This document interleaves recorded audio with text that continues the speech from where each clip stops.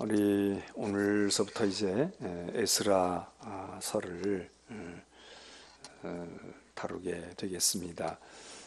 에스라 이 성경은 그 다음에 나와 있는 느헤미야, 에스라, 느헤미야 이렇게 이제 우리는 두 권의 책으로 읽게 되지만은 구약 성경을 헬라어로 번역한 70인역이라고 하는 성경에서는 이 에스라와 느헤미야를 한 권으로 묶어서 한 책으로 그렇게 보고 있습니다.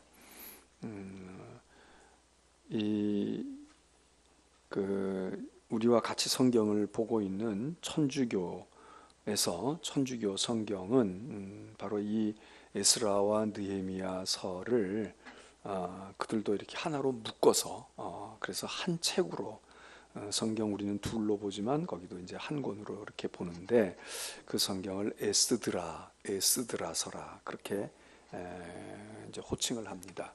에스드라라는 성경이 우리에게는 없는 거지만 이제 카톨릭 천주교에서는 에스드라서라는 성경이 있는데 이 에스드라가 1이 있고 2가 있어요.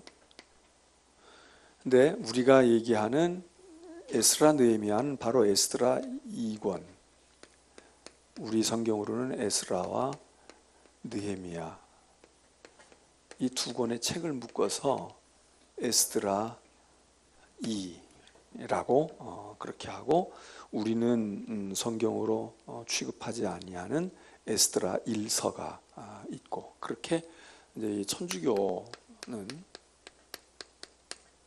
그렇게 하고 있고 우리는 이제 이렇게 성경을 나누는데 이 에스라와 느헤미야가 한 권의 책이라고 할 정도로 그렇게 봐도 별 무리가 없을 만큼 왜냐하면 이 성경들이 바로 이스라엘의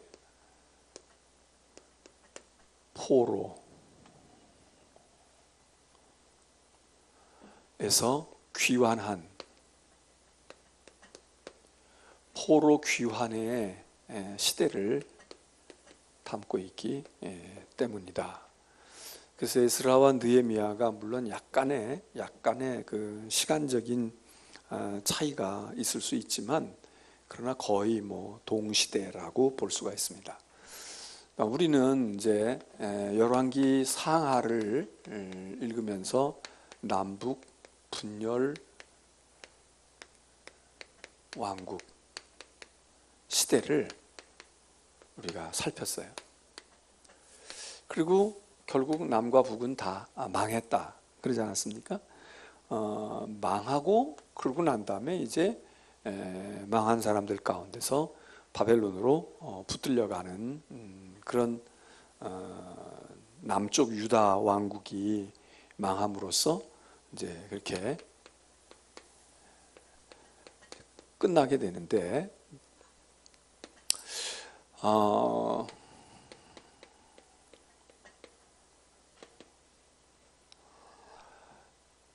북이스라엘은 한 200년간 지속을 했어요. 200년 정도 지탱을 했고 남유다는 여기보다 한 135년쯤 더 지속을 해서 335년 동안 나라가 지속하다가 망하게 됩니다. 이 망하는 이야기를 우리가 이제 계속해서 살펴왔는데 아수르에 의해서 북이스라엘은 망하게 됩니다. 주전 722년경쯤 망해요. 남쪽 유다는 바벨론에 의해서 망합니다. 주전 587년경쯤. 그렇게 망하고 그리고 망하고 난 다음의 이야기를 성경에서는 어디서 우리가 볼 수 있을까? 그럴 때 지금 얘기한 에스라, 느헤미야 그리고 학개, 스가랴 이런 또 이제 말라기 이런 데서 우리가 이제 그거를 볼 수 있고, 그리고 또 볼 수 있다고 하면은 지금 여기 우리 오늘 읽은 에스라서에서 처음에 나왔지만 바사왕 고레스 원년에 여호와께서 예레미야의 입을 통하여 하신 말씀이 이루게 하시려고 이렇게 얘기되어 있는데, 바로 이 남북이 망해 갈 때쯤부터, 그리고 망하고 난 다음에 얼마 동안 예레미야라는 예언자가 있습니다. 예레미야는 나라가 망하는 것도 보고 포로가 되는 것도 경험한 그런 예레미야의 글들을 통해서 우리가 볼 수 있고, 그 다음에 이 바벨론 포로로 붙들려 가는 그 무리 속에 에스겔이라는 사람이 있게 되는데, 이 에스겔은 나라가 망함과 동시에 바벨론으로 붙들려 갔던 많은 사람들 가운데 일원으로 에스겔이 이제 그 에스겔 성경 속에서 우리는 그때의 이야기를 살필 수 있습니다. 또 하나는 우리가 잘 아는 다니엘이죠. 다니엘도 바벨론 포로 시절에 바벨론 땅에 있었던 그런 그 예언자라고 우리가 추정되어질 때, 이제 다니엘서 같은 데서 우리가 이제 그런 것들을 볼 수 있고, 그리고 지금 우리가 읽고 있는 에스라, 느헤미야 이런 책들에서 우리가 이 바벨론 포로 시대의 이야기들이 무슨 이야기가 있나, 어떤 일들이 있었나, 그것을 보게 됩니다. 물론 이 외에도 다른 사람들도 있는데, 그 중에 하나 이제 우리가 살필 수 있는 것은 이사야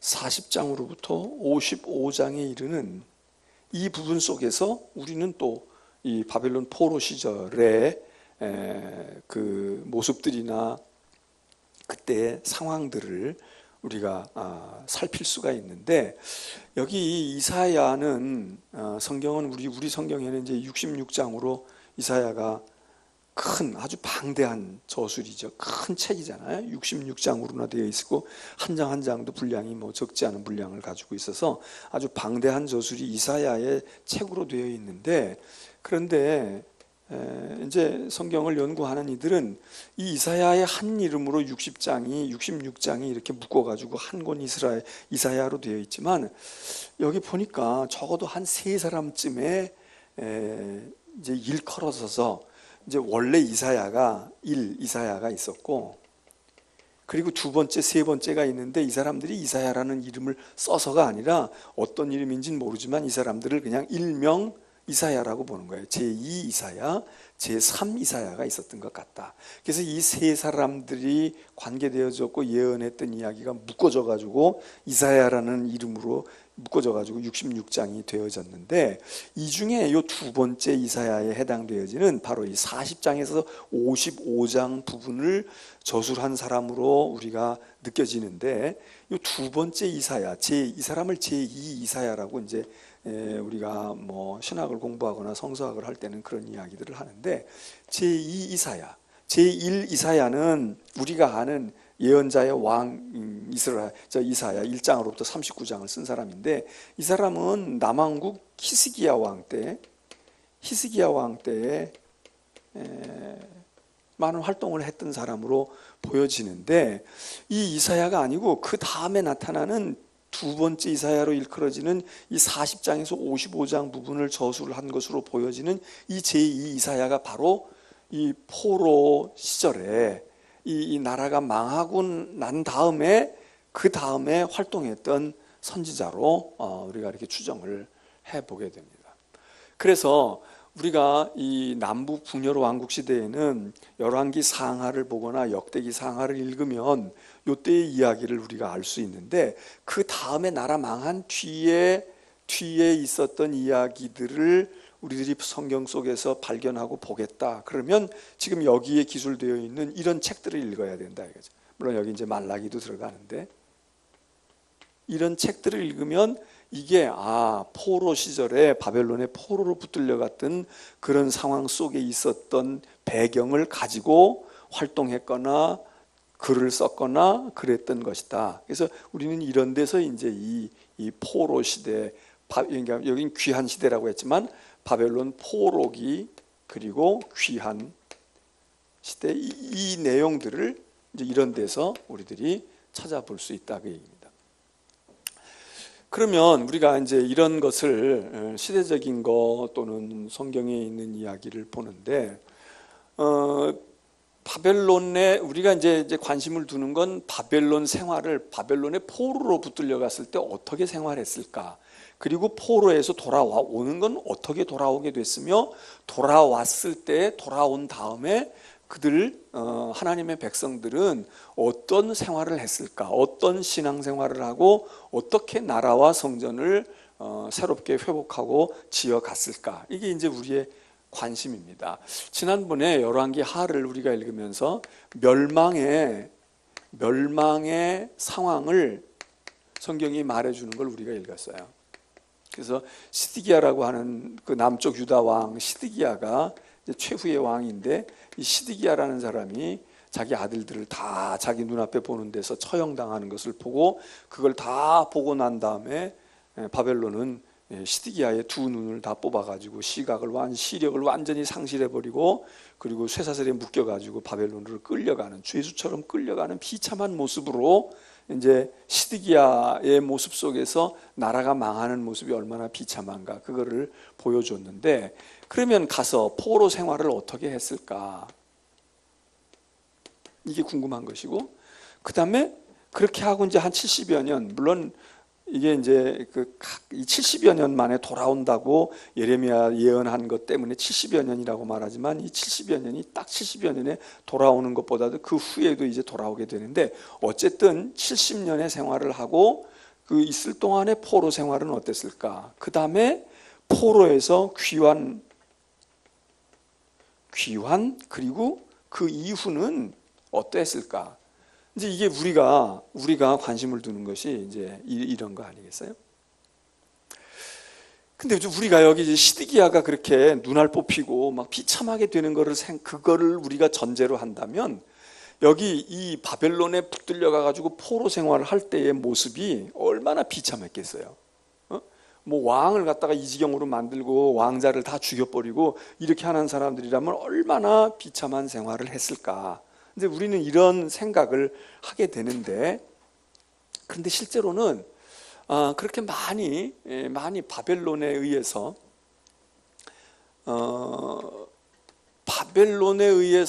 지배를 받은 남쪽 유다 백성들이 이제 바벨론 포로로 다 붙들려가는 거거든요. 북쪽 이스라엘은 바벨론으로 끌려가는 게 아니니까 북이스라엘 사람들은 이거는 아수르에 의해서 완전히 망하게 되니까 그냥 흐지부지 다 돼요. 여기는 이제 북쪽에 있었던 이스라엘 열지파 사람들은 아수르 사람들이 다 끄집어다가 다른 데다가 다 뿌려버리듯이 해가지고 이스라엘 사람은 딴 데다가 다 소개를 시켜가지고 그래서 흐트러버리고, 그리고 그 이스라엘 땅에는, 북이스라엘 땅에는 아수르가 지배하고 있던 여러 민족들을 갖다가 이주시켜가지고 완전히 뒤섞어 버리는, 그러니까 여기는 흔적이 거의 흔적이 없어져 버리는 그런 경우가 됐고, 남쪽 여기는 바벨론이라는 나라가 결국은 이제 이 바벨론이 아수르도 집어삼키거든요.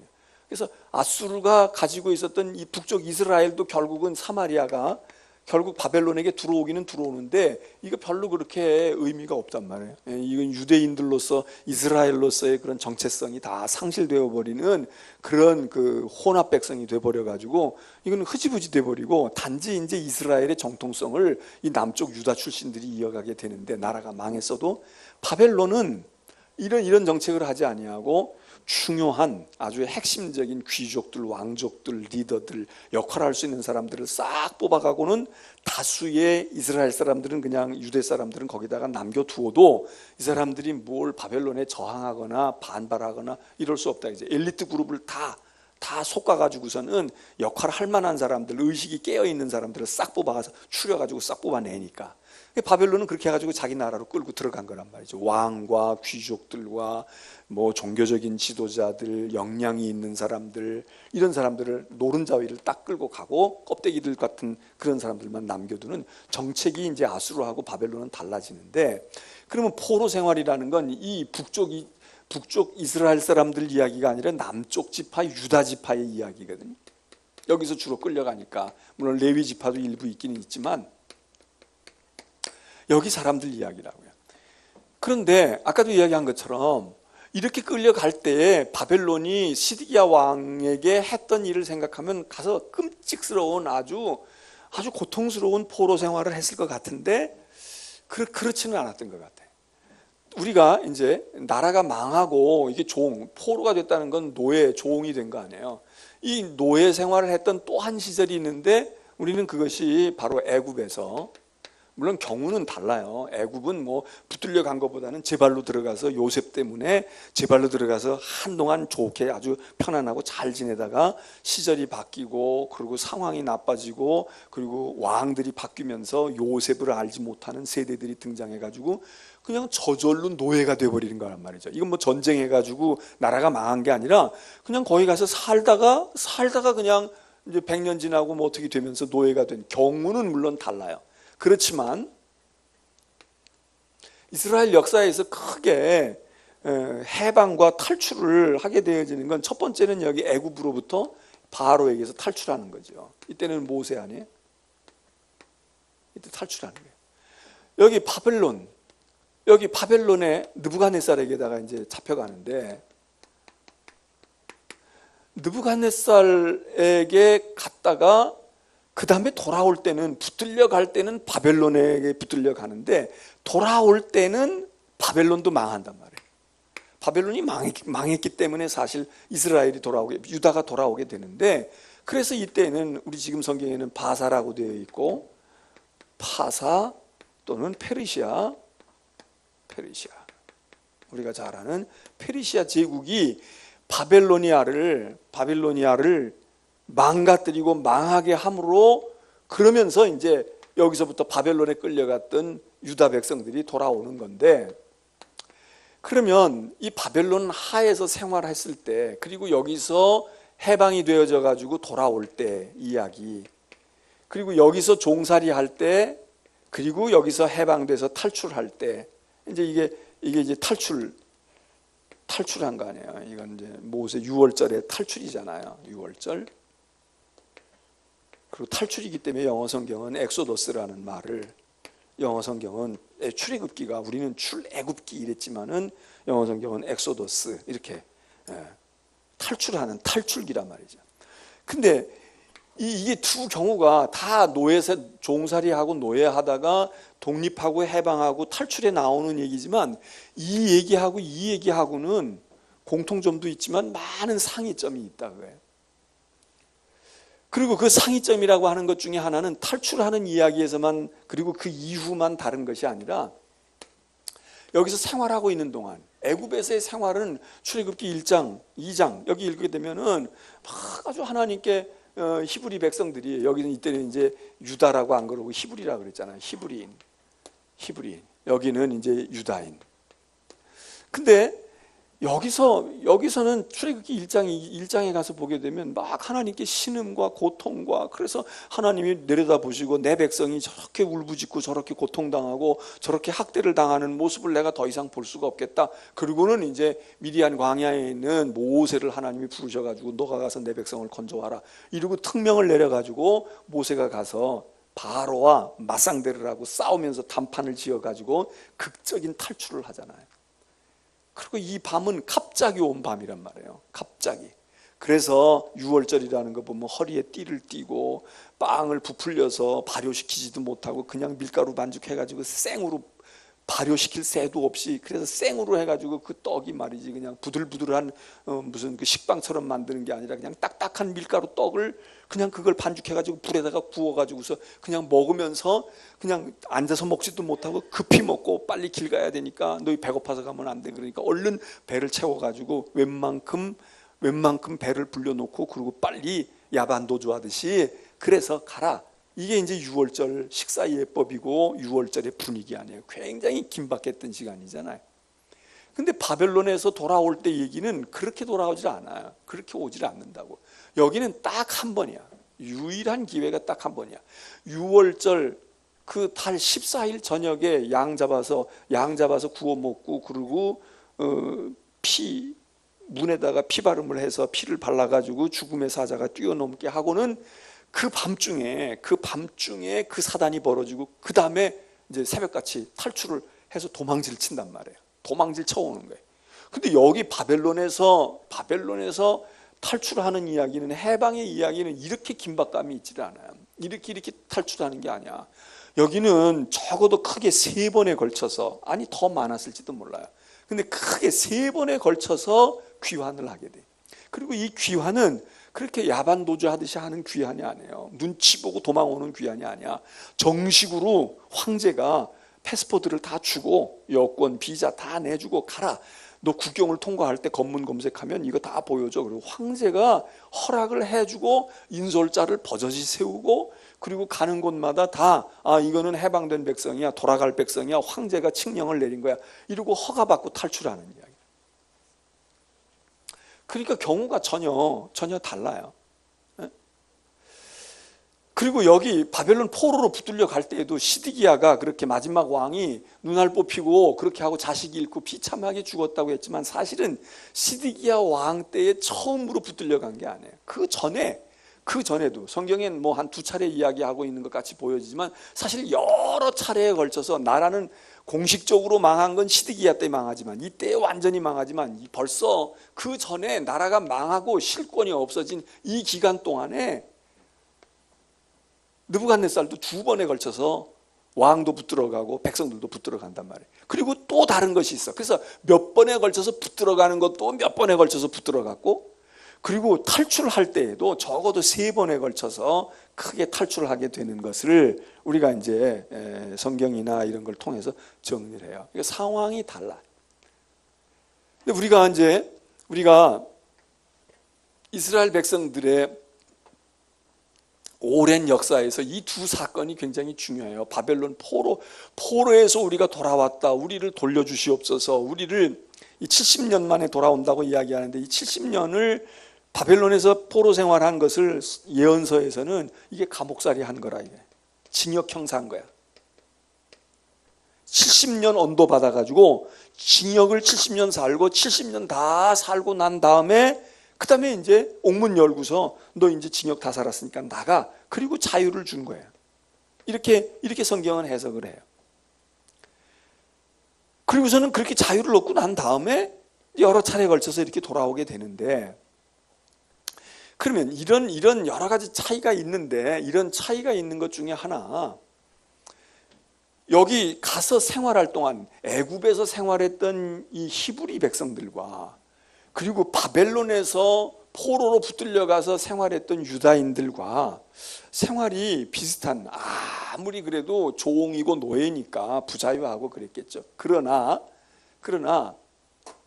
여기 바로가 통치했던 여기에서는 정말 숨 쉴 수가 없고, 노동에 고달프고, 먹을 것 주지 아니하고, 벽돌 많이 찍어내라고 그러고 막 압박을 가했잖아요. 그래서 막 이 사람들이 견디다 못하고 괴로움 속에서 하나님께 막 울부짖었는데, 그러면 바벨론에 와서 있었던 붙들려갔던 이스라엘 이 남쪽 유다 사람들도 느부갓네살 밑에서, 또는 그 다음에 있었던 황제들 밑에서 바벨론에서 애국과 같이 했을까? 거기에는 그렇지 않은 것 같다. 그러니까 이게 어떻게 되느냐, 바로 이런 것 때문에 돌아올 때에도 여기는 거의 이스라엘 히브리 사람들이 거의가 다 나오잖아요. 하루 만에 되어진 일이지만은 다 나와. 그리고 이 히브리 사람만 나오는 게 아니라, 성경에 보면 히브리인 외에 이스라엘 야곱의 후손이 아닌데도 불구하고 외에 다른 민족들도 덩달아 나오는 거야. 잡족들이라 성경은 이야기. 우리는 말하면 오랑캐 같은 거지. 우리 뭐 오랑캐라고 그러잖아요. 우리 민족 아닌다면 오랑캐라고 이야기해. 다른 족속들도 히브리 사람들이 탈출하는데 어중이 떠중이 묻어가지고, 야, 애굽에서 이게 바로 밑에서 노예하고 있느니 차라리 쟤네들 갈 때 쟤네들하고 같이 종살이하던 족속들 가운데서 잡족들이 여기 따라 나와요. 히브리 사람만 나오질 않았어. 숫자가 물론 히브리처럼 많지는 않았지만 여러 잡족이, 잡다한 족속이 그냥 겉묻어서 나오는 거야. 이 틈에 우리도 그냥 껴가지고 히브리 사람 행세하고, 그리고 우리도 그냥 묻어서 나가자. 그리고서는 탈출을 시도해요. 아주 힘들고 어려웠던 상황 속에서 하루에 된 일이지만 하루 아침에 그냥 다 빠져나와. 여기 죽기 아니면 살기로 나와요. 근데 바벨론은 그렇지 않았다. 왜냐하면 바벨론은 정책이 달랐어요. 아수르하고도 달랐고 애굽하고도 달랐고, 바벨론은 일단 관용을 베풀었어요.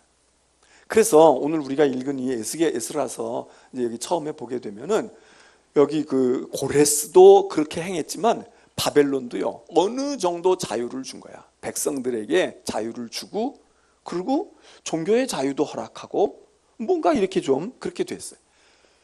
그러니까 바벨론에 들어가 가지고 이스라엘 사람들이 70년 또는 길게 된 사람 100년도 살고, 이제 뭐 2대 3대 이렇게 가면서 살았겠지만, 이 사람들 가운데서 여기 애굽처럼 막 견딜 수 없다, 우리는 돌아가야 돼, 죽어도 가야 돼, 이렇게 생각한 게 아니라 바벨론에서는 살만했다 이거야. 이스라엘 사람들이 바벨론에서는 살만한 거야. 그리고 이스라엘 사람들이 어떤 사람들이에요? 지금도 이스라엘 사람들이 대단하지만 그 조상들도 똑같아. 그러니까 어디에 가도 그 나라 백성들에게 뒤지지 않는 이런 우수한 사람들인데, 바벨론에 가가지고 정착하고, 우리말로 하면 돈도 벌고 승진도 하고. 그 다니엘 같은 사람은 거기서 총리까지 올라가잖아요. 우리나라에 예를 들어서 베트남에서, 필리핀에서 이렇게 와가지고 있던 사람들 또는 그 후세들이 우리나라에 뭐 대통령 되지 말란 법 어디 있어요?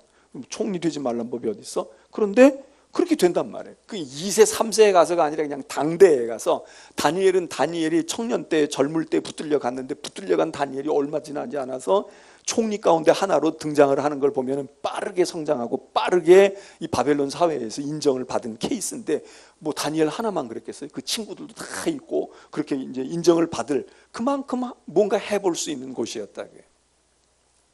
이게 무슨 문제가 되느냐? 이게 참 좋은 건데, 물론 그래도 서럽죠. 그래서 이제 포로기 때의 글을 읽어보게 되면, 포로기 때 글을 읽으면은, 예를 들면 뭐 다니엘서 같은 거 읽으면 박해도 받았지만, 뭐 요셉 못지않게 다니엘을 통해서 바벨론 나라에서, 바벨론 왕국에서 이 히브리 사람들이나 또 몇몇 사람들이 그렇게 대접을 받고 인정을 받았을 뿐 아니라, 다른 성경에 보라다 보면 그럼에도 불구하고 노예니까 바벨론에서 고난당하고 고통당하는 이야기들이, 시편 같은 데 보면 우리가 바벨론 강가에 앉아서 그래서 눈물을 흘리면서 안식일이나 이럴 때 거기서 하나님을 기억하고 말이에요. 그러면서 바벨론 사람들이 자꾸 놀리고 말이야, 너희 하나님이 어디 있냐, 너희 하나님이 있으면 한번 너희 하나님 불러봐봐, 너희가 왜 이렇게 오고 와서 종노릇하냐, 이러고 비아냥거리고 하는 그거를 못 이겨가지고, 그래서 막 거기서 슬픔의 노래를 부르잖아요. 바벨론 강가에서 우리가 수금을 나무가지에다가, 버드나무 가지에다 걸어놓고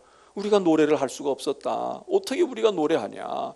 에? 저렇게 세상 사람들이 조롱하고 그러는데 우리 보고 노래 한번 불러봐, 너희 한번 너희 거 불러봐, 너희 하나님 한번 찬양해봐, 너희가 뭐 기도 한번 해봐, 하나님이 있는지 한번 들어보자, 이런 식으로 비아냥거리는 걸 견딜 수 없어 하는 그랬던 그 시편의 이야기가, 바벨론에서의 고백의 이야기가 시편 속에 나오잖아요. 그런 눈물, 고통 이런 것도 있지만 꼭 그것만 있었던 게 아니라 애굽에 비하면 상당히 여건이 그래도 괜찮았고 살만했다 그래요. 그러니까 바벨론에 있던 사람들은 돌아올 때 다 돌아오지를 않아요. 바벨론에 가 있던 이 히브리인 유대인들이 다 돌아오지를 않는다고. 그리고 기회도 여러 차례 있었거든. 돌아갈 수 있는 기회. 여기는 목숨 걸고 탈출하는 거였지만 여기는 굳이 탈출이라고 볼 것도 없어. 그냥 해방이 돼가지고 그냥 가는 거야. 그리고 간다 그러면 다 모집해가지고 주고 말이에요. 길 열어주고, 여권 다 주고 해서 가. 그래, 너 이렇게 가라. 그러고서는 인정을 받아가지고 가면, 여기처럼 생각한다면 여기 다 나와야지. 다 고국으로 가야 되잖아. 다 고국으로 가지 않은 것 같아. 많은 사람들이 오기는 왔지만 돌아오지 않았을 때는 왜 그랬을까? 바벨론 살만한 거예요. 그러니까 바벨론에서 돌아온 사람들은 여기는 이래도 죽고 저래도 죽을 거니까 그냥 가자. 광야에서 죽어도 그게 낫겠어. 여기서 더 이상 못 살겠어. 이 압박을 견디고는 죽더라도 가다가 죽더라도 갈 거야. 그러고 나온 사람들이라면, 여기서 바벨론에서 가나안으로 돌아온 사람들은 안 와도, 돌아오지 않아도 얼마든지 바벨론 땅에서 먹고 살만하고 애들 가르치고 잘 살 법하고, 오히려 폐허가 되고 형편없는 자기 나라보다는 여기 사는 게 일신상에 더 편안할 수 있음에도 불구하고 자기들이 누리고 있었던 것을 버리고 간 사람들. 그러니까 질적으로 보면 이 사람들이 더 우수한 거지. 더 애국자들이고 더 신앙인들이고, 이런 사람들이 정말 사명을 가지고 돌아온다. 견디지 못해서 가는 게 아니라, 야, 고향에 가도 고국에 가도 더 힘들 수도 있는데 그래도 우리가 가야지, 가서 성전 지어야지, 그리고 나라 이렇게 세워야지, 그리고 간다. 마치 이스라엘이 1948년도에 독립할 때에 세계 각국에 있는 디아스포라 유대인들이 다 들어가잖아요. 다 들어가는데 그 유대인들이 뭐 헝가리, 무슨 뭐 독일, 무슨 뭐 프랑스, 영국 이런 데, 러시아 이런 데 있던 유대인들이 못 살았어요? 못 살지 않았다고. 괜찮았다고. 예? 물론 나치 밑에서 어려움을 겪어, 그래서 600만이나 되는 유대인들이 학살을 당하고 그러기는 했지만, 어느 나라 가든지 가 있는 곳에서, 미국에 가 있든 남미에 가 있든 어디에 가 있든 가 있는 곳에서 이스라엘 사람들이 그렇게 그 원주민들보다 뒤지지 않는다고요. 경제적인 수준이나 학식이나 모든 분야에 있어서. 지금도 그렇잖아요. 유대인들이 이스라엘 땅에 살고 있는 유대인이 뭐 얼마나 돼? 그 뭐 한 2, 300만이나 될까? 얼마 안 돼요. 근데 흩어져, 지구상 곳곳에 흩어져 있는 유대인 숫자가 더 많은 거예요. 그런데 그 유대인들이 다 뭐 아주 그냥 모조리 같이, 그렇지 않아요? 미국에서도 아주 노른자 같은 데는 그런 역할을 하고 있는 사람들은 유대인들이 곳곳에 다 들어가 있고, 영국도 그렇고 독일도 그렇고 다 그러고 있는데, 그 사람들이 굳이 중동 아랍 세력에 뺑뺑 둘러싸여 있는, 그 맨날 전쟁해야 되고 맨날 위험에 노출되어 있는 팔레스틴으로 뭐 하러 가겠냐고. 예? 뭐 하러 가겠어요? 그러나 우리 시오니즘, 우리 이스라엘 국가를 세워야 돼, 그런 사명감으로 가는 것처럼 바벨론에서 돌아오는 사람들도, 그러니까 굉장히 갈대 엘리트들이 붙들려 간 건 못지않게 바벨론에서 귀환하는 사람들도 그런 조국에 대한 사랑, 하나님에 대한 부르심에 대한 응답, 이런 것들로 무장된 사람들이 아니면 여기 안 가고 살았지. 그래서 많은 사람들이 안 간 것 같아요. 그리고 여기 간 사람들은 그 중에도 믿음이나 애국심이나 이런 게 이제 출중했고, 그리고 아마 왕족 계통에 있는 사람들, 이런 사람들은 그게 있잖아요. 저거 내 나라인데, 우리 나라인데, 이런 게 있으니까 이제 그런 사람들이 돌아갔다고 볼 수가 있는 거예요. 또 하나, 우리가 바벨론에 붙들려 갔을 때에 비참하고 그러긴 했지만 양면을 생각해야 돼요. 양면을 생각해야 돼. 무슨 양면을 생각하느냐? 자, 나라는 망해가지고 이제 붙들려 갔어요. 바벨론이라는 곳에 갔어. 그때 느낌이 어땠을까? 야, 진짜 우리나라 망해서 진짜 이거 뭐냐? 그러기도 했지만, 바벨론 땅에 가서 유대인들이 가서 보고 많은 도전을 받고, 그리고 눈이 번쩍 열리는 거예요. 왜? 당시 바벨론은 지금으로 말하면 아주 구라파든지 미국이든지 이런 큰 나라 아니에요. 거기 가가지고 보니까, 아니, 자기 나라에서 팔레스틴 땅에서만 이루고 있던 사람이 바벨론 가서 보니까 신세계가 열리는 거야. 거기 가니까 스케일도 다르고 문화도 다르고 다 다른데, 자, 여기서는 말이에요, 이스라엘 사람들은 무슨 건축물이 하나 제대로 변변한 게 있어요? 뭐가 있어? 그 사람들이 기껏 해봐야 예루살렘 성전이라고 지어놓은 거, 솔로몬의 성전을 아주 이거 자랑으로 삼았잖아. 물론 자랑으로 삼은 건 신앙적인 의미 때문에 더 그랬지만, 건물 규모나 크기도 말이에요, 예루살렘 성전이 화려하고 컸다 그거예요. 근데 제가 얘기했지만은 예루살렘 성전이 얼마나 컸을 것 같냐고. 성경에 나와, 다 가로가 얼마, 세로가 얼마, 높이가 얼마 이러고 다 나온다고. 근데 그 성전을 성경에 있는 대로 해서 그 규빗을 따라서 이렇게 우리가 환산을 해가지고 지금 해놓으면, 우리 여기 중례배실보다 좀 큰 거야. 우리가 생각할 때는 뭐 예루살렘 성전, 솔로몬이 지은 예루살렘 엄청나고 대단했을 것 같지만, 별로 이 평면 넓이만 생각을 하면은 뭐 우리 대배당만큼 되지도 않아. 대배실만큼 되지도 않아요. 물론 이제 층은 좀 올라가 있을 수 있지만은 별로 그게. 그게 이스라엘 사람들의 그게 이제 말하자면 그래도 그게 대표적인 건물이고 그게 상징이고, 그 물론 이제 영적인 신앙적인 의미의 가치가 더 크지, 건물이 크고 적은 것보다 거기 하나님이 임재하신다 이게 크긴 컸지만 어쨌든 그런 건데, 바벨론에 가서 보니까 건축물들이 비교가 되느냐고. 네?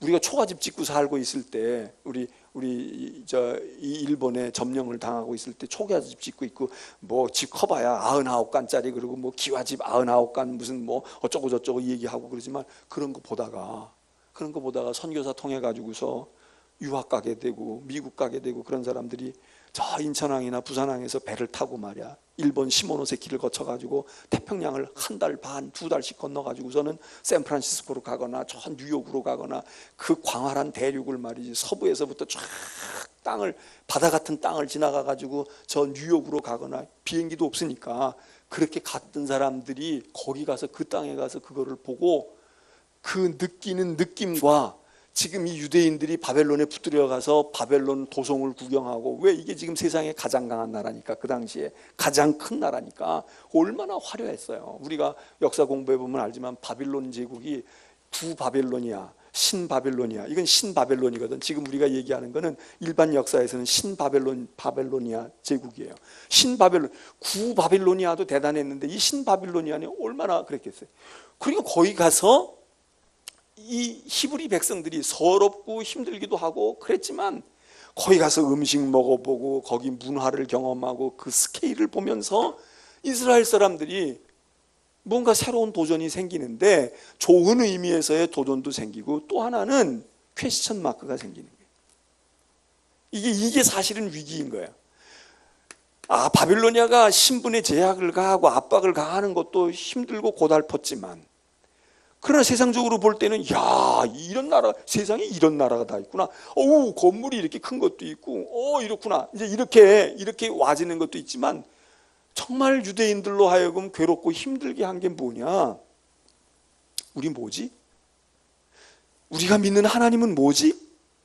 아니, 하나님이 유일한 하나님이시고 모든 신 위에 뛰어나신 신이라고 하시는데, 그런데 이 사람들이 섬기는 신전을 보고 이 사람들의 신을 보니까 비교가 안 되잖아.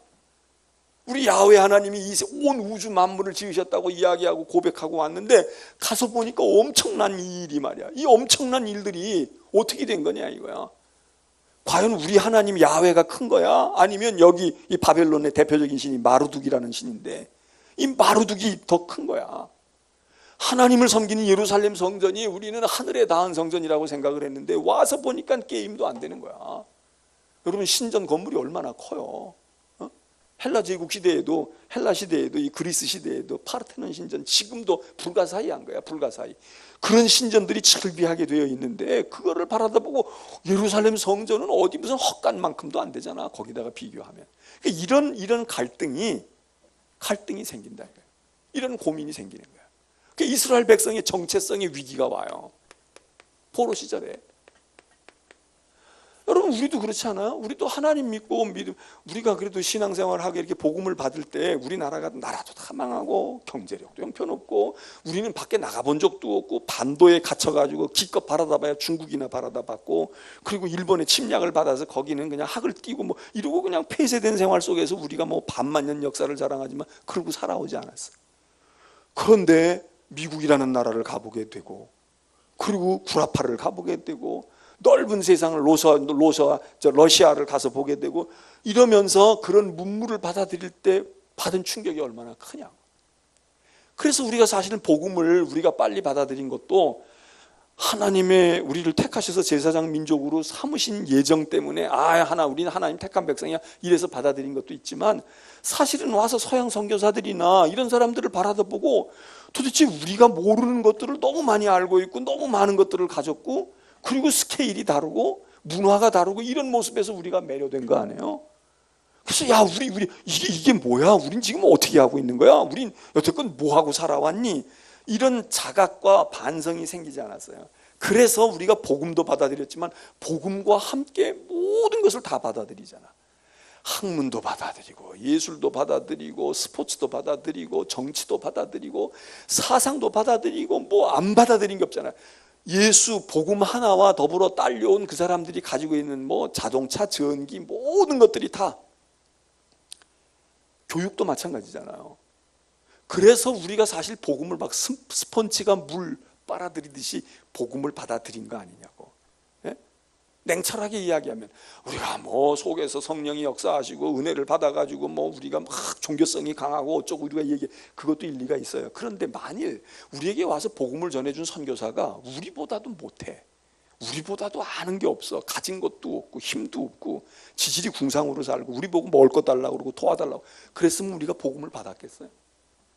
근데 선교사는 보니까 우리보다 다 잘 살고 우리보다 다 훌륭하고 뭐 자동차도 타고 다니고 말이지, 뭐 비행기도 탄다고 그러고 뭐 한다고 그러고 말이야, 이러고 하니까 이게 뭐지? 그런 거 아니에요? 그래가지고 눈이 번쩍 뜨여가지고 아, 예수 믿고 하나님 믿으면, 그러니까 우리가 섬겨온 선앙당 귀신보다도 말이지 하나님을 섬기고 예수님을 섬기면 이렇게 복받고 이렇게 되는 거로구나. 그래서 막 공부도 하고 그리고 사업에도 눈 뜨고 정치 독립의식도 생기고 이런 것들이 막 물밀듯이 오니까 복음과 함께 팍 변화가 일어난 거잖아요. 지금 여기 바벨론은 거꾸로 된 거 아니에요. 지금 우리는 기독교와 성경과 하나님이라고 하는 우리가 모르는 종교를 통해서 우리가 압도당하는 거잖아. 아프면은 뭐 우린 굿이나 했지 뭘 했어? 수술을 하나 제대로 했어? 뭘 했어? 왕도 수술을 받지 못했잖아. 우리가 허준을 자랑하고 있지만 뭐 허준이 뭐 여기 뭐 배를 갈라서 뭘 어떡하고 위가 무슨 서말이 들어가느니 어쩌니 그랬다 그러지만 그게 어떻게 보면 너무도 당연한 건데 그런 걸 할 수가 없었던 게 우리 아니냐고. 그런데 알렌이라는 의사가 와가지고 말이지 고종의 어이가 돼가지고, 고종 황제의 어이는 최고의, 고종 황제의 주치의가 돼가지고서는 고종 황제의 몸을, 왕의 몸을 누가 만져요? 어떤 사람이 감히 만져? 그런데 알렌이 들어와가지고선 선교사이면서 의료 선교사이면서 알렌이 들어와가지고 그렇게 하면서 그래서 생긴 게 광해원 세브란스 병원 아니냐고. 그러니까 이렇게 되어지니까 우리는 얼마나 감사해요. 우리는 우리의 부족했던, 우리가 섬겨왔던 신보다 하나님이 더 커 보이고 더 위대해 보이고 이러니까 복음을 받는데 문제가 될 게 없어. 왜? 복음을 받는 게 사는 길이니까. 복음을 받으면 이렇게 복받고 야 저렇게 되는구나 이렇게 되는구나. 지금 마찬가지잖아요. 동남아나 저 중동이나 우리 선교사들이 나가서 복음을 전하는데 우리보다 못 사는 나라에 가서 아프리카나 이런 데 가서 복음을 전할 때 복음이 잘 들어가잖아요. 그래서 애들 보내서 한국 와서 방문도 하고 말이에요. 뭐 어떻게 하고 우리가 가서 뭐 이렇게 선교비도 가져가고 뭐 선물도 사다 주고 그러면 막 그렇게 복음이 쏙쏙 들어가. 근데 일본 사람들에게 우리가 가서 하면 복음이 잘 들어가냐고. 미국 사람들에게 가서 우리가 하면 복음이 잘 들어가냐고. 유럽 사람들에게 가서 우리가 복음을 전하면 잘 들어가? 콧방귀도 안 끼지. 그건 복음의 능력이 달라서 그런 것일 수도 있지만 그런 건데 지금 여기는 상황이 거꾸로 됐잖아. 하나님을 섬기든 오로지 우리의 하나님이 신의 신이요 모든 신의 위대한 하나님이다. 모든 신들은 다 우상이요 헛것이요 그것들은 말도 할 줄 모르고 능력도 없다 이랬는데 바벨론 가서 보니까 말이에요. 아니 우상을 섬기고 있는 나라 백성들이 엄청난 거 아니야. 에? 그러니 어떡하겠어. 그러니 얼마나 충격을 받았겠냐고. 그래서 이스라엘 사람들이 여기서 신앙이 흐지부지해야 되는 거야. 먹고 사는 거 좋아지기도 해서 그렇지만 믿음이 흐지부지해지고 중요한 건 우리가 하나님의 백성이다라고 하는 이 정체성이 무너지는 거예요. 이 정체성이 흔들리는 거야. 이게 바벨론에 있던 포로 생활했던 사람들이 정신적으로 나라의 주권을 잃어버려서 우리는 피지배민이야, 우리는 식민지 백성이야 이런 생각도 이게 힘들고 어려웠지만 그거보다 더 힘든 게 과연 우리가 믿는 하나님이 어떤 하나님이냐, 그리고 우리는 하나님의 백성이라고 하는 우리는 무엇이며 정말 여호와 하나님이 모든 신보다 크신 신이냐? 회의가 되는 거야. 하나님이 진짜 큰 신이라면 우리는 이렇게 끌려와가지고 이 고생을 하고 저것들 밑에서 개, 돼지 같은 것들 밑에서 우리는 이렇게 노예 생활하고 그리고 우상을 숭배하고 아무 능력이 없는 초라한 신을 섬기는 이 사람들은 어쩌면 이렇게 되었을까? 이게 갈등이 안 생기겠어요? 이런 회의와 번민이 안 오겠냐고. 지금 우리가 교회가 어려워지고 복음이 안 들어가는 이유도 그거 아니야. 하나님 안 섬기는 세상 사람들이 더 잘 나가, 더 잘 되고 더 크고 우리보다 더 많이 알고, 그리고 믿는 사람들은 다 그냥 힘든 것 같고 어려운 것 같고 뭐 이렇게 저렇게 제약도 많은 것 같고, 그러니까 하나님을 뭐하러 믿냐, 하나님이 뭐 필요해, 이런 분위기가 자꾸 불경건의 분위기가 팽배해지잖아요. 그러니까 바벨론에서는 이런 갈등이 있는 거예요. 이게 이제 성경에 이런 게 두 면이 다 나와요. 다시 말해서 어떻게 생각해보면 바벨론에 있으면서 서러움 당하고 고통당하고 압박당하고 이러면서 하나님 찾아서 하나님께 의지해가지고 위로받고 하나님을 바라다보는 소망을 가져야지 이러는 것도 한편에 있어요. 그러나 한편은 바벨론이라는 세상이 너무 좋은 거야. 너무 풍요롭고 너무 발전되어 있고 하나님의 백성, 하나님이 붙드시고 하나님이 사랑하시는 백성인데 이 백성은 뭐냐 이거야. 이 백성은 이 뭐냐. 그러니까 이제 그래도 부모들은 예루살렘 성전도 드나들고 뭐 하기도 하고 그랬던 사람들은 부모 따라다니면서 새벽기도도 해보고 말이야, 뭐 금식기도도 하고 부흥회도 참여하고 이런 사람 좀 낫지만 자꾸 시간이 흘러 1대 지나고 2대 지나고 3대 지나. 아버지는 간신히 그런 세월을 지났는데 바벨론 땅에 와서 난 아들들은 아버지 통해서 야 유월절 지켜야지 뭐 해야지 이러고 했다 손치면 요건 조금 이제 기억이 될 거야. 그런데 그 다음에 손자가 되면 아버지도 힘이 안 돼. 지 아버지도 힘이 안 돼. 이 손자가 뭘 그렇게 신앙에 철저한 신앙을 가지겠어요? 에? 새벽기도는 여기나 해봤어. 그리고 어릴 때 좀 따라다녀본 기억이 희미하게 있어. 여기는 아예 이 아버지가 새벽기도 같은 거 하지도 않았어. 그럼 이 아이가 무슨 새벽기도에 간절함이 있겠어요? 부흥의 은혜 받은 무슨 경험이 있겠어요? 흐지부지 되는 거야. 4대쯤 내려가면은 그냥 몰라. 그냥 모른다고.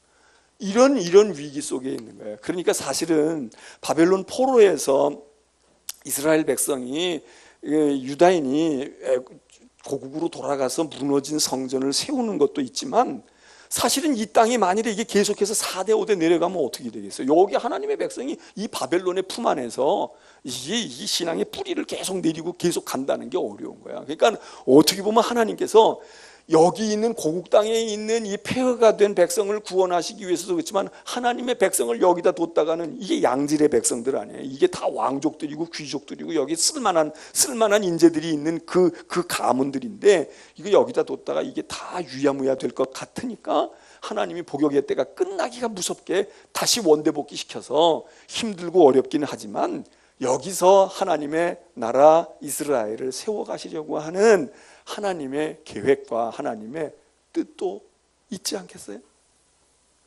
그러니까 여기 있는 백성만 도와주는 게 아니라 여기다 뒀다가 이것들 전부 바벨론화 되겠어. 바벨론. 그런데 바벨론이 문제가 아니라 바벨론이 또 망했잖아. 바벨론이 페르시아에 망한단 말이야.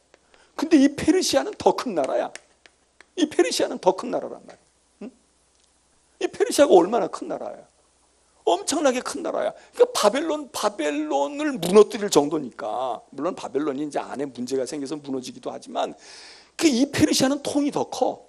그래가지고 막 니들 마음대로 하고 싶은 대로 해.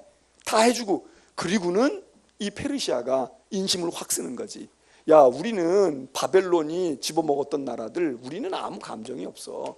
너희는 바벨론 때문에 고생했는데 우리는 이 바벨론도 이거 우스운 나라야. 그런데 바벨론이 지배했던 조그만 나라들 이런 것들을 해가지고 뭐 나라라고 했는데 우리는 이 나라 관심이 없어. 그러니까 독립시켜주겠다 이거야. 너희 나라로 돌아가라. 너희 나라로 가라. 그래서 사실은 여기 지금 에스라 1장에서는 하나님께서 예레미야를 통해서 하신 말씀을 이루려고 페르시아 왕 바사 왕 고레스의 마음을 감동시키셔서 그가 조서를 내리고 공포를 했는데 유다인들은 돌아가라. 이스라엘 사람들은 예루살렘으로 돌아가서 성전을 건축해라. 그리고 가서 너희 하나님이 참 하나님이니까 너희 하나님을 마음대로 섬겨라. 그리고 이 페르시아 제국에 있는 백성들은 말이야, 네 옆에 유대인들이 있고 고국에 간다고 그러고 고향에 돌아간다고 하면 그냥 보내지 말고 그들에게 은도 주고 금도 주고 말이야, 그들이 가서 할 수 있게끔 해주고, 그리고 예루살렘에 세울 성전을 세우기 위해서 힘을 다 보태줘라. 이런 엄청난 호의를 베푼단 말이에요. 근데 여기는 지금 예루살렘으로 돌아가서 너희의 하나님을 섬겨라. 하나님을 너희가 섬겨. 그리고 성전 지어라 그랬지만 이 얘기는 히브리인들, 유다인들에게는 이렇게 얘기했지만 유다인들만이 아니라 여기 다른 족속들에게도 똑같은 거예요.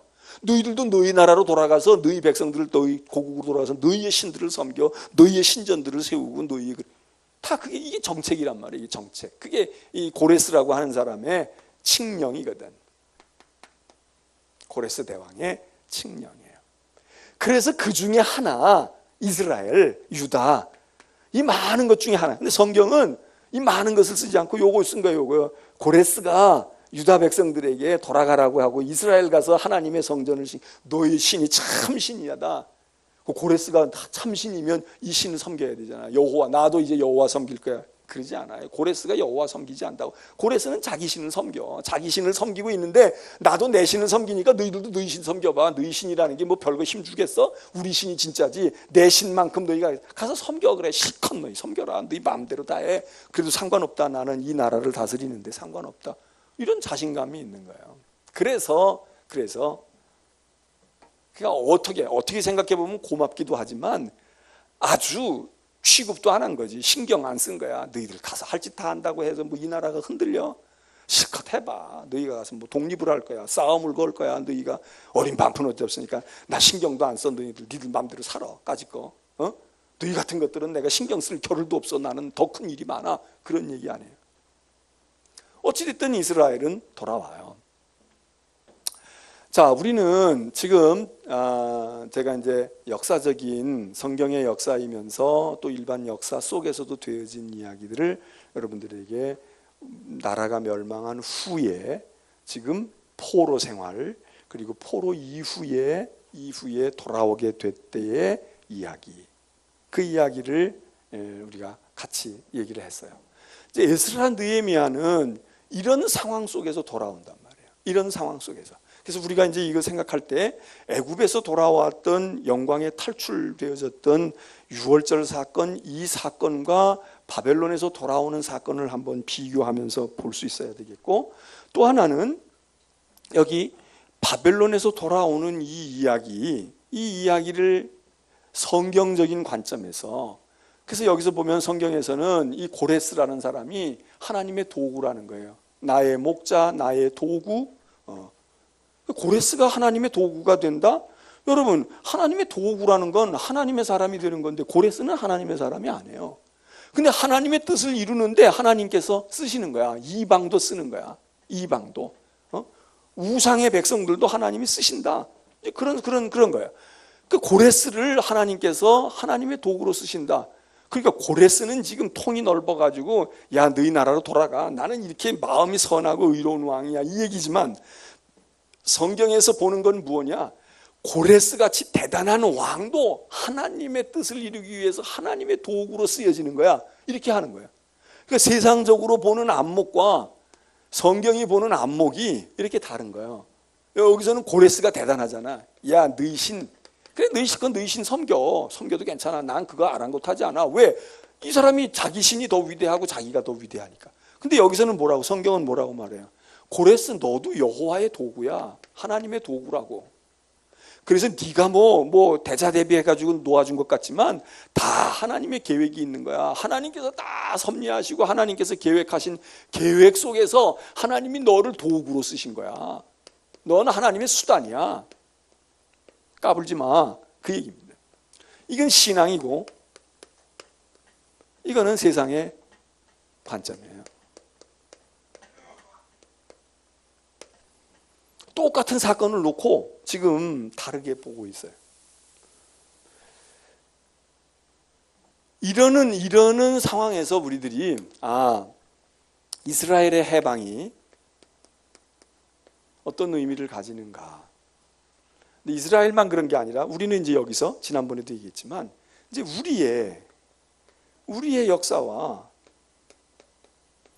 우리의 인생을 생각해 보는 거예요.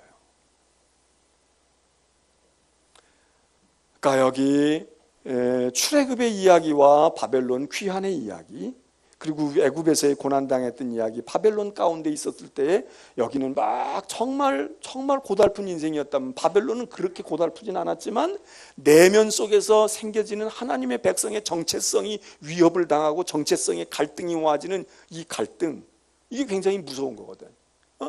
그 속에서 어떻게 이스라엘이 이스라엘 되어가고 무너진 성전은 회복되어지고 끌려갔던 백성들은 어떻게 그들이 하나님의 백성이 되어가는가. 이제 이런 일을 여기 있는 백성을 세우기 위해서 애썼던 사람들이 에스라 같은 사람이 아주 대표적인, 이 에스라는 포로 시대의 아주 영웅이에요. 모세 같은 사람이야. 성경엔 짧게 나오고 있지만 이 에스라가 포로 속에 있었던, 바벨론 포로 속에 있었던 이스라엘의 신앙을 세워가는 일에, 모세는 율법을 받았지만 십계명을 받았지만 에스라는 그 율법을 지키고 율법을 붙들고 있으면서 그 율법을 해석하고 율법을 가르치는 그런 일들을, 그래서 오늘날 유대인들이 아마 모세의 전통도 이어가지만 이 에스라의 방식, 에스라가 가지고 있었던 바벨론 땅에서 성전 하나도 없고 제사장도 없어도 믿음을 지켜가는 거, 이게 굉장히 중요한 거거든요.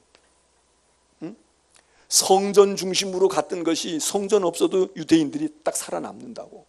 그게 이 에스라 같은 사람의 이제 가르침과 신앙 속에서 되어지는데, 그게 어디서 터전이 생기느냐? 바벨론에서 생긴다.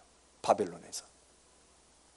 역사를 보게 되면 우리가 애굽에서 나올 때 하나님을 섬긴다고 나오잖아요. 여기도 내건 캐치프레이즈는 우리가 사흘길 떨어진 곳에 가서 하나님 좀 실컷 섬기고 올 테니까 허락해 줘. 이게 첫 번째 제안이었어요. 물론 그렇게 하고 도망갈 거였지만 바로에게 우리 갈 거야, 가나안에 갈 거야, 이런 얘기 하지 않는다고. 모세가 단판 지을 때 얘기는 우리 하나님이 우리 보고 좀 멀리 나와가지고 세상 것 너희 애굽에 있는 거 좀 떠나보내고 멀리 사흘길쯤 떨어진 곳에 와서 내 나를 좀 너희가 제대로 섬겨봐, 제사 드려봐. 그 하나님 좀 사흘길 가서 하나님 섬기고 돌아올 테니까, 이런 뉘앙스를 풍긴다고. 바로는 다 알아듣지. 이놈들이 뭐 사흘길 갔다가 돌아올 거야, 도망갈 거지, 안 돼 이랬지만 어쨌든 내 건건 하나님을 섬긴다. 그리고 그 하나님을 섬기는 것이 시내산에서 언약을 맺고, 그리고는 율법을 받고, 율법을 위해서 성막을 세우고 성막이 성전으로 발전하잖아요. 근데 여기 와서는 에스라에서는 그런 게, 성전 다 무너져 버렸어. 제사장도 다, 레위인도 다 흐지부지 돼가. 그런데 어떻게 살아남냐? 어떻게 신앙이 살아남느냐? 여기 율법인 예언서와 율법을 그리고 회당. 그래서 제사보다도, 성전보다도, 어떻게 보면 성전보다도 회당인 거예요. 그래서 지금도 유대인들은, 세계 곳곳에 유대인들은 성전이 있는 게 아니에요. 성전이 없어. 유대인들은 성전이 있는 게 아니에요. 저 예루살렘에도 없어. 그 사람들은 시나고그예요. 회당이야, 회당. 지금은 이 회당, 그리고 이 회당을 이끌어가는 사람은 랍비들이에요. 랍비들이야. 그래서 우리도 교회의 신앙이, 기독교의 신앙이라는 게, 천주교는 어떻게 보면 아직도 제사 중심이잖아. 미사라는 게, 메스라고 하는 게 제사거든. 그래서 사제인 거예요, 제사장이에요. 그러니까 우리가 전통으로, 기독교의 전통으로 보면 천주교는 이쪽에서 와져 있는 이 전통을 그냥 이어가는 경향이 많다면, 개신교는 이 회당 전통을 이어가는 거라고 지금. 그러니까 말씀 읽고, 우리는 뭐 예배당이 없어도, 사실 건물 없어도 별로 문제될 게 없어요. 말씀을 가르치는 랍비가 있고 성경을 펼쳐들고 교육하고 가르치고 그 속에서 믿음을 지켜간단 말이에요. 우리가 예배의 형태도 지금 그런 형태에 지금 많이, 제사의 형태보다도 우리가 이제 다른 것들이 가미가 됐는데, 그게 이제 그런 흔적들이 여기서 나온다는 거예요. 이스라엘 백성들이 바벨론에서 이걸 가지고 지탱을 하다가 이제 성전이라고 하는 것도 회복시켜야 되니까 오지만, 이 새로운 이 일에 주초를 놓는 사람이 이 에스라라는 사람이, 이거는 성경에서 에스라에 대해서 막 아주 크게 얘기하고 있지 않지만, 이제 이거 신학이나 학문을 연구하는 사람들이 볼 때 이 에스라가 차지하고 있는 이 포로기 이후에 에스라가 미친 영향이라고 하는 것은 아주 크고 아주 대단하다는 거예요. 그래서 이 에스라서를 우리가 이제 보면서 이런 배경을 가지고 에스라가 이제 돌아오는 얘기인데, 사실은 에스라가 돌아오는 게 아니라 오늘 우리가 성경에 읽은 대로 스룹바벨이 처음에 돌아와요. 세스바살이라고도 일컬어지고 아마 스룹바벨일 거야, 이렇게도 동일 인물이라고도 보여지는데, 어쨌든 스룹바벨이 됐든 세스바살이 됐든 이 사람이 돌아와요. 이 사람이 제일 먼저 공식적인 귀환단의 선도주자야. 이 사람이 총독의 권한을 가지고 유대 땅으로 돌아와요. 여기서 이제 에스라서, 느헤미야서가 이해가 됐죠. 진행이 된다. 그걸 여러분이 아시고, 자, 전체적인 배경을, 이제 포로기 이후의 배경에 대한 이야기를 쭉 멸망 이후의 이야기를 했으니까, 여러분이 이제 머릿속에 창세기로부터 예수님 오시기 전까지가 이제 머릿속에 다 들어온 거예요. 큰 그림은 다 들어온 거야. 이제 역사는 더 이상 없어요. 그렇게 하고 이제 신약으로 가서 이제 400년의 공백기가 있고 신약으로 가서 예수 그리스도가 말씀이 육신이 되어 오심으로써 신약의 시대가 열려지는 거고, 구약은 지금 아직도 많이 남아있지만 이 시대적인 배경은 우리가 다 이제 섭렵을 한 거예요. 이 틀 안에서, 이 공간 안에서, 이 시공간 안에서 예언서도 나오고 뭐 잠언서도 나오고 묵시문학도 나오게 돼요. 물론 이제 예수님 바로 직전에 한 200년 전에 있는 이야기들은 지금 여기 언급이 안 돼 있지만, 그러나 그 기간은 짧기 때문에 우리가 그건 뭐 또 우리 성경에는 별로 그런 얘기를 안 해요. 외경이나 이런 데는 얘기가 있지만, 그래서 우리가 성경 속에 있는 역사의 이제 큰 흐름은 예수님 전까지는 여러분은 이제 다 공부한 거야. 이제 세계사를 공부 다 한 거야. 이제 현대사 빼놓고는 그렇게 생각을 해야 돼. 그리고는 그 틈 속, 그 속에서 이제 성경이 나오는데, 여기서 무슨 말씀이 이런 배경, 이런 배경, 이런 때 됐구나, 이렇게 여러분이 생각을 하셔야 돼. 자, 오늘 거기까지 하고 요 다음 시간에 에스라서 1장에 있는 내용, 1장으로부터 있는 내용을 조금 다루고, 그리고 에스라 후반부의 이야기를 다루고 에스라를 일단 끝내는 걸로 그리 하겠습니다. 시간이 많으면 질문도 하고 또 설명을 하고 그러면 좋겠지만, 뭐 너무 길고 그러니까 이것도 지금 긴데 여러분 그렇게 할 수 없으니까 그렇게 하시고, 자, 여러분들이 이제 또 스스로도 공부하시고 그렇게 하시길 바랍니다. 기도합시다.